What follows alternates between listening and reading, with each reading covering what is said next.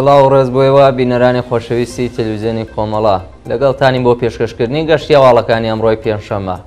سەرەتا سەردەی ڕێی گرنگترین هەواڵەکان. سەپاندنی سزای زیندان بەسەر چالاکێکی کرێکاری و ناڕوونی چارەنووسی چالاکێکی دیکە. لە سێدارەدانی دوو بەندکراو لە کرماشان و شیروان. گواستنەوەی شێرکۆ حیجازی بۆ زیندانی سەقز. کۆبوونەوەی کرێکارانی ڕۆسمی نەوت لە ئاغاجەری. ڕوخاندنی ماڵی هاوڵاتیانی بەلووز لە سەراوان. هەوڵی خۆکوژی زۆهرە سەرو لە زیندانی ئێڤین. سەپاندنی سزای زیندان بەسەر مەعسومە یاوەری و عەباس دەریز. واکوژرانی 228 کارمەندی نەتەوە یەکگرتووەکان لە غەزە.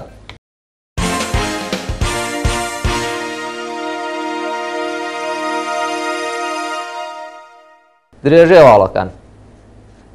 سەپاندنی سزای زیندان بەسەر چالاکێکی کرێکاری و ناڕوونی چارەنووسی چالاکێکی دیکە.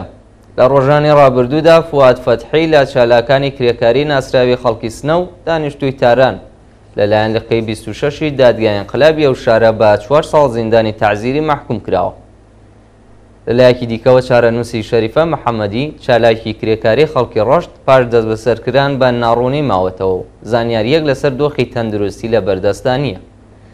بە پێی راپۆرتەکان دادگای ئینقلابی تاران فواد فەتحی بە تۆمەتەکانی ئەندامیەتی لە کۆمەڵە ڕێکخراوی کوردستانی حیزبی کۆمۆنیستی ئێران هەوڵی تێکدانی ئەمنیەتی وڵات و تەبلیغ دژی نیزام بە 4 ساڵ زیندانی تەعزیری، 2 ساڵ قەدەغای گەشتکردن بۆ دەرەوەی وڵات، 2 ساڵ قەدەغای ئەندامەتی لە گروپ و ڕێکخراوە سیاسی و کۆمەڵایەتیەکان و وەرگرتنەوەی مافی نیشتەجێبوون لە تاران و دەوروبەری بۆ ماوەی 2 ساڵ مەحکوم کراوە.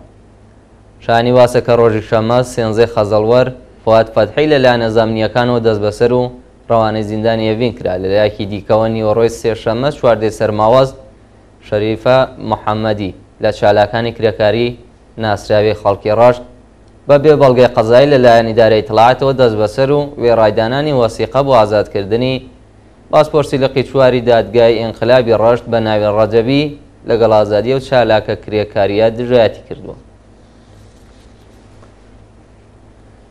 برینداربوونی کۆڵبەرێک لە سنووری نەوسوود.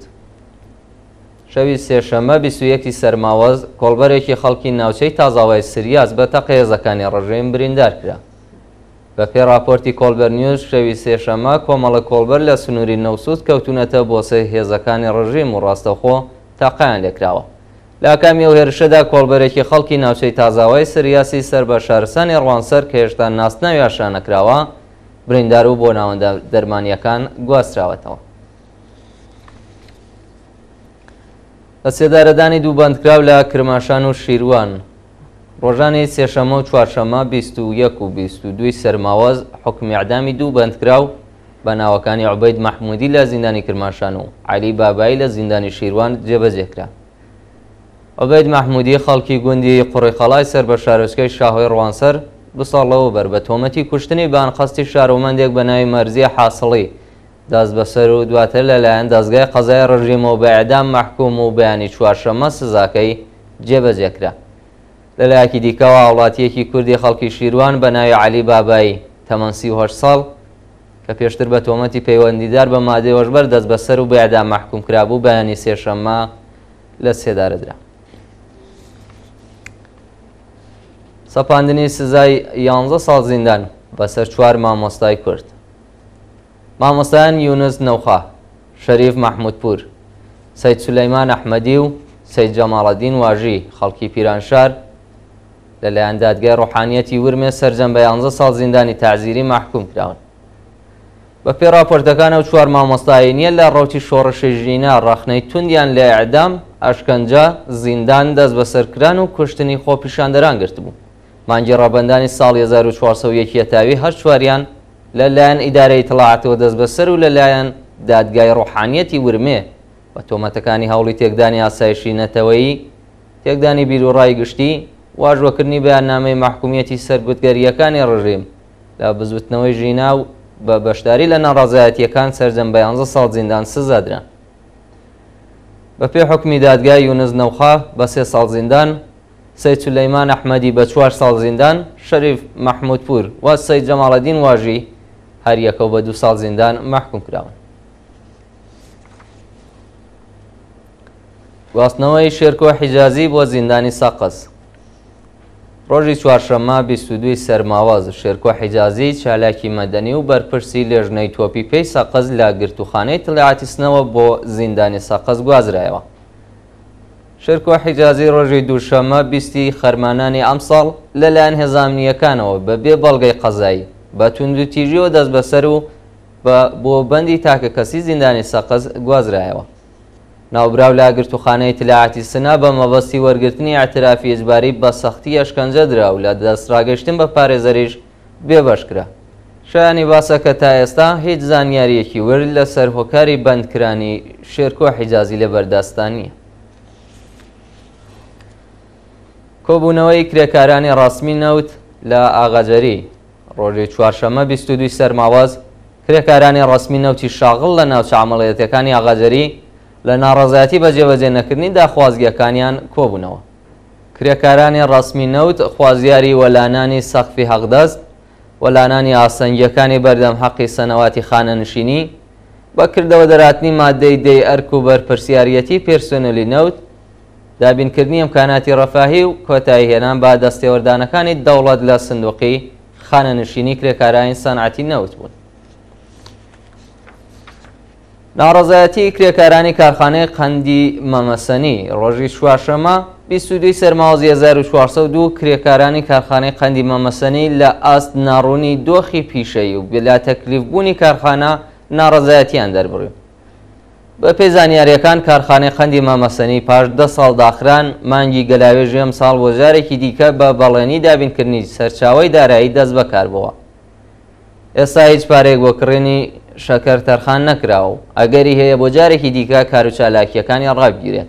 بە وتەی کرێکاران بڕی 28 ملیارد تمەن بودجە بۆ بوژانەوەی و کارخانەیە تەرخان کراوە کە 16 ملیارد و 400 میلیۆن تمەنی بۆ پەرداختی حەقدەست و بیمەی کرێکاران سەرف کراوە. کارخانەی قەندی مەمەسەنی پێویستی بە 200 ملیارد تمەنی دیکە هەیە تاکو و شەکەر بۆ بەرهەمێنانی قەند دابین بکرێت، بەڵام پارە نییە و 60 کرێکاریش بێکار کراوە.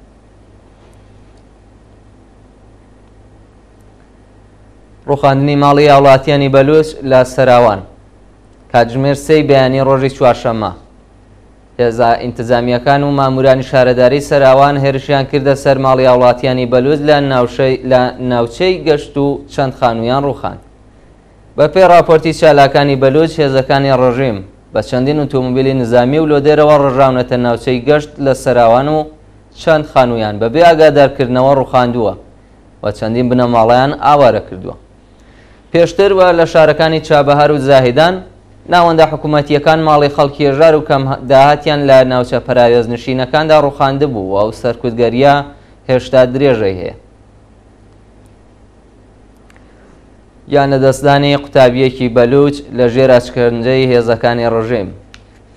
لە ڕۆژانی ڕابردوودا قوتابیەکی بەلوچی خەڵکی زابۆل کە 3 مانگ لەوەبەر لەلایەن هێزەکانی ڕژیم و دەست بەسەر و لە ژێر ئەشکەندەجا چوو بۆ کۆماوە لە نەخۆشخانە گیانی لە دەستاوە.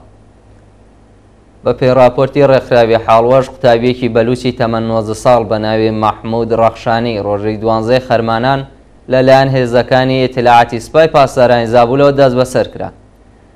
ئەو قوتابیە بەندکراوە بە زەربەی باتۆمی سەرکوتگەرانی ڕژیم چووە کۆما و پاش 3 مانگ بەستەری بوون لە نەخۆشخانەی زابۆل ڕۆژی 20 سەرماوەز گیانی لەدەستا.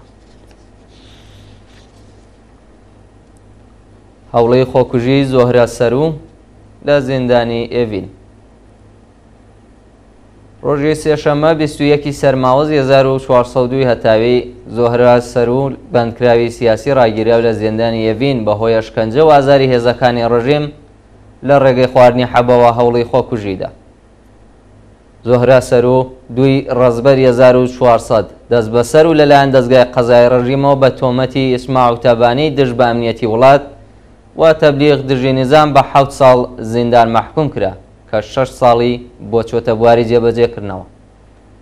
ناوبراو ڕۆژی سێشەممە بەهۆی گوشار و ئەشکەنجەی هێزەکانی ڕژیم لە ڕێگەی خواردنی حەبەوە هەوڵی خۆکوژی داوە، بەڵام گەیەندرایە نەخۆشخانە و ڕزگار کرا. سەپاندنی سزای زیندان بەسەر مەعسومە یاوەری و عەباس دەریس. بە پێی راپۆرتی ناوەندەکانی مافی مرۆڤ دەستگای قەزایی ڕژیم سزای 13 ساڵ زیندانی بەسەر معسومە یاوەری بەندکراوی سیاسی خەڵکی گۆڵپایگاندا سەپاندووە. هەروەها عەباس دەریس لە بەندکراوانی شۆڕشی خەزەڵوەری 98 کە پێشتر بە محاربە و ئیعدام مەحکوم کرابوو سزای 14 ساڵ زیندانی بەسەردا سەپێنراوە. معسومە یاوەری ڕۆژی سێنزەی خەرمانانی ئەم ساڵ لەلایەن هێزەکانی ئەمنیەتەوە دەستگیر و دەست بەسەر کەلوپەلە شەخسیەکانی داگیرە.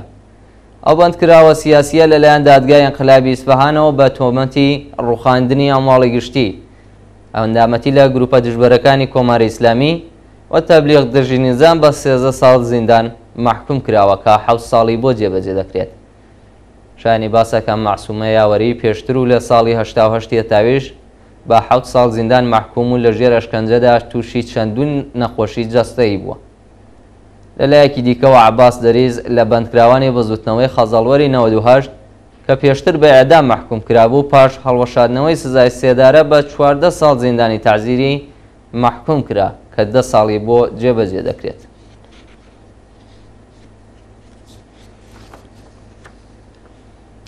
و دوایین هەواڵ سەبارەتە بە کوژرانی 228 کارمەندی نەتەوە یەکگرتووەکان لە غەزە. ئانڕۆڤا ڕێکخراوی گەیاندنی یارمەتی و کاریابی نەتەوە یەکگرتووەکان بۆ کاروباری ئاوارەکانی فەلەستین ڕۆژی چوارشەممە 22 سەرماوەز لە راپۆرتێکدا ڕایگەیاندووە. زیاتر لە 200 ئەندامی و ڕێکخراوەیە بەهۆی بەردومانەکانی ئەرتەشی ئیسرائیل گیانیان لەدەستاوە.